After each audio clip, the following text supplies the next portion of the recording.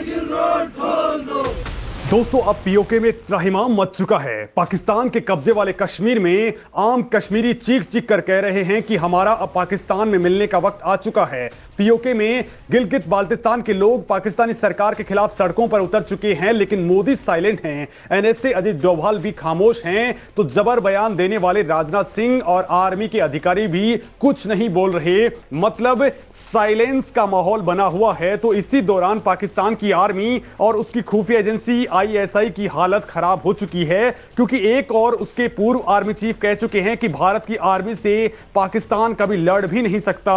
उसके टैंकों में डालने के लिए डीजल तक नहीं है, हथियारों में जंग लग चुकी है और ऊपर से मोदी का ग्लोबल तांडव लगातार जारी है। लिहाजा अब पाकिस्तान के प्रधानमंत्री और रक्षा मंत्री लगातार सुप्रीम कोर्ट से गुहार लगा रहे हैं कि चुनाव पोस्टपोन कर दिए जाएं, क्योंकि अगर चुनाव होते हैं तो फिर सिक्योरिटी फोर्सेस चुनाव में उतर जाएंगी और उसी दौरान अगर भारत ने हमला कर दिया तो पाकिस्तान का अस्तित्व ही खत्म हो जाएगा। क्योंकि दोस्तों, इस वक्त पाकिस्तान एक फ्रंट पर नहीं बल्कि एक साथ कई फ्रंट्स पर लड़ रहा है। वो इस वक्त तालिबान से लड़ रहा है, तो दूसरी ओर भारत है। हालांकि इस वक्त सीज फायर है, लेकिन पाकिस्तान ने पुंछ के अंदर बहुत बड़ी गलती कर दी है, लिहाजा उसका खामियाजा उसे भुगतना किसी भी वक्त पड़ सकता है। और दोस्तों, पाकिस्तान का इस तरह से घबराना इस बात की ओर इशारा करता है कि पाकिस्तान के इंटेलिजेंस फोर्सेस को इस बात की खबर लग चुकी है कि मोदी कुछ बड़ा और तगड़ा प्लान कर चुके हैं, कुछ तगड़ी खिचड़ी पक रही है। क्योंकि उनका साइलेंट होकर के काम करना किसी को भी पच नहीं पा रहा है, वो भी पुंछ जैसी बड़ी घटना होने के बाद।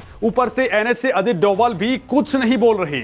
मतलब पीओके को कब्जाने के लिए कोई ना कोई मास्टर प्लान भारत तैयार कर चुका है। दोस्तों, पीओके पर भारत कब्जा करने वाला है, यह फैक्ट कोई कोरी कल्पना नहीं है, बल्कि असलियत में ऐसा होता भी दिख रहा है, क्योंकि पर्दे के पीछे चल रही सुगबुगाहट की झलक फाइनली सामने आ गई है। क्योंकि दोस्तों, पुंछ कांड में पहली बार भारत उस अभियान पर आगे बढ़ चुका है जो पाकिस्तान छोड़िए उसके रहनुमाओं की सांसें उखाड़ने के लिए काफी है। क्योंकि पुंछ में पकड़े गए जवानों के मुजरिम ने अब तोते की तरह रात उगलना शुरू कर दिया है और उससे पाकिस्तान बेनकाब हो चुका है। क्योंकि उसने घात लगाकर चीन से भीख में मिली हुई बुलेट से फायरिंग की, इंडियन आर्मी के ट्रक में आईईडी लगा करके ब्लास्ट कर डाला, लेकिन देश के जवानों पर खूनी खेल खेल कर कायर आतंकी अब छिप नहीं सकते हैं। कश्मीर की सरजमी के जिन गद्दारों ने पाकिस्तान से आए इन भेड़ियों की हेल्प की, वो भी अब लगातार पकड़े जा रहे हैं और तोते की तरह राज उगलते जा रहे हैं कि कैसे पाकिस्तान की आईएसआई के स्लीपर सेल्स भारत में काम करते हैं। पीओके और पाकिस्तान में बैठे आतंकी कश्मीर के लोगों का ब्रेन वॉश कैसे करते हैं, कश्मीर से भारत की जमीन पर ड्रोन से हथियार और कैश डिलीवरी कैसे हो रही है, और चीन कैसे पाकिस्तानी आतंकियों को खुलेआम सपोर्ट कर रहा है। और दोस्तों, इसके बाद इंडियन आर्म्ड फोर्सेस को पता चल चुका है कि जंगल, पहाड़ और गुफाओं के रास्ते कैसे पाकिस्तान ये पूरी प्लानिंग किए बैठा हुआ था। वो भी एक दो दिन में नहीं बल्कि महीनों से इन रास्तों से आर्म्ड फोर्सेस के जवानों की नजर में आए बिना कश्मीर में एंटर होते रहे और आसानी से ये छिपे भी रहे। दोस्तों, धारा 370 हटने के बाद ही घाटी में थोड़ी अशांति चल रही थी। इंडियन आर्मी ने लगातार यहां पर ऑल आउट ऑपरेशन चला करके आतंकियों को साफ किया है, लेकिन पुंछ कांड ने आर्मी की आग को हवा दे दी है और अब इस अटैक के बाद जो ऑपरेशन चल रहा है वो बहुत ज्यादा इंटेंस और डीप हो चुका है। अब हजारों की तादाद में जवान, हेलीकॉप्टर्स, ड्रोन्स, खोजी कुत्ते और कई मिलिट्री इक्विपमेंट से ऑपरेशन हो रहा है। तो वहीं दोस्तों, पकड़े गए संदिग्धों से लगातार इंटरोगेशन हो रही है और इसी इंटरोगेशन से मिलने वाली इंफॉर्मेशन पर सर्च पार्टीज पाकिस्तान से आए और देश के जवानों पर कातिलाना हमला करने वाले आतंकियों की तलाश कर रही है। सेना इन जंगलों में एंटर हो चुकी है और फुल एक्शन मोड पर काम कर रही है। आतंकवादियों के लिए सर्च ऑपरेशन में बड़ी कामयाबी तब मिली है जब मास्टरमाइंड निसार अहमद सेना की हद चढ़ चुका है।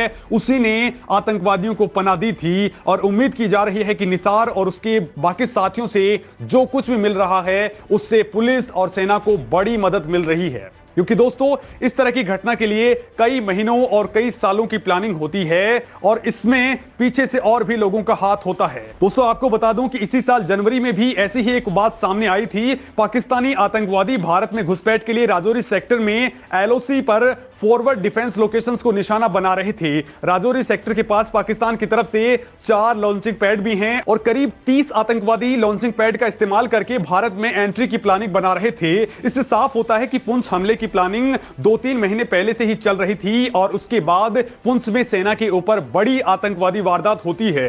दोस्तों, साल 1990 के दशक में कश्मीर में जो आतंकवादी एक्टिविटीज हुई थी, तब भी ये लोग आतंकवादी के रूप में प्रमोट होते चले गए और इसके बाद इनको पाकिस्तान या फिर पीओके में इनको बुला लिया गया और अब ये वहां से बैठ करके ही भारत के जितने भी नौजवान हैं उनको बरगलाने की कोशिश करते हैं। ये लोग भारत के खिलाफ युद्ध छेड़ने के लिए अलगाववादी नेताओं की मदद लेते हैं और फिर स्लीपर सेल्स को चलाते हैं और इसी मामले की अब फिलहाल जांच चल रही है। भारत का केंद्रीय गृह मंत्रालय आतंकवादियों की लिस्ट तैयार करके उनके खिलाफ यूएपीए एक्ट के तहत मामला दर्ज करके न केवल उनकी संपत्ति को जब्त करेगा बल्कि उनके खाते भी फ्रीज करवाएगा। भारत अब सीधे उन लोगों पर वार कर रहा है जो इन आतंकवादियों की असली जड़ हैं। अब तक की लिस्ट के मुताबिक दोस्तों, डोडा जिले में सबसे ज्यादा 120 से ज्यादा ऐसे आतंकवादी हैं जो पाकिस्तान या पीओके में बैठकर भारत के खिलाफ साजिश रच रहे हैं। वहीं किश्तवाड़ से 36 ऐसे आतंकवादियों की पहचान हुई है जो पाकिस्तान और पीओके में जा बसे हैं। राजौरी और पुंछ सेक्टर से भी सुरक्षा एजेंसियों ने करीब दर्जन भर ऐसे आतंकवादियों की पहचान की है और अब भारत सरकार इंटरपोल की मदद से भी इन आतंकवादियों के खात्मे की प्लानिंग कर रही है। इनके खिलाफ रेड कॉर्नर नोटिस जारी हो चुका है। इसके तहत ये मामला इंटरनेशनल लॉ के अंदर भी आ जाएगा और इससे पाकिस्तान बेनकाब होता रहेगा, यानी भारत की कूटनीति एक अलग लेवल पर है। तो वहीं दोस्तों, इस वक्त जिस प्रकार से भारत सरकार आगे बढ़ रही है, जिस प्रकार से कश्मीर से धारा 370 को हटाया गया और जिस प्रकार से धीरे धीरे भारत की सेना, भारत की सरकार आगे बढ़ रही है, उससे लगता है कि भारत की सेना कभी भी पीओके को अपने कब्जे में ले लेगी। पाकिस्तान में इस वक्त राजनीतिक और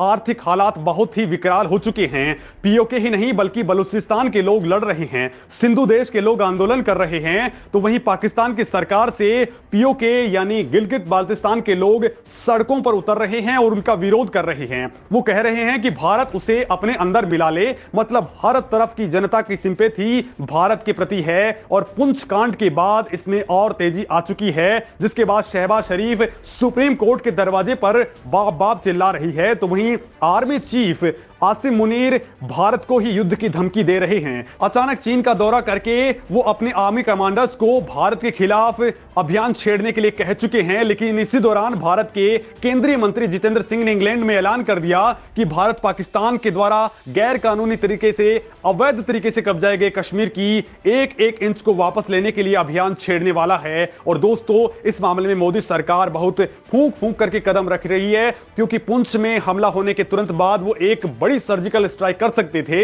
लेकिन अभी भी वो चुप्पी कायम करके बैठे हुए हैं। इस वक्त कश्मीर भी अंदर ही अंदर उबल रहा है। भारत की स्ट्रेटजी है कि बिना किसी बड़े डैमेज के पीओके को भारत में मिला लिया जाए और ऐसा होता हुआ भी दिखाई दे रहा है। मतलब दोस्तों, भारत का कुछ भी रिएक्ट नहीं करना तूफान से पहले वाली शांति है और अब ये चुप्पी धीरे धीरे मुखर भी होती जा रही है। मतलब किसी भी वक्त पीओके में एक बड़ा मिशन लॉन्च हो सकता है।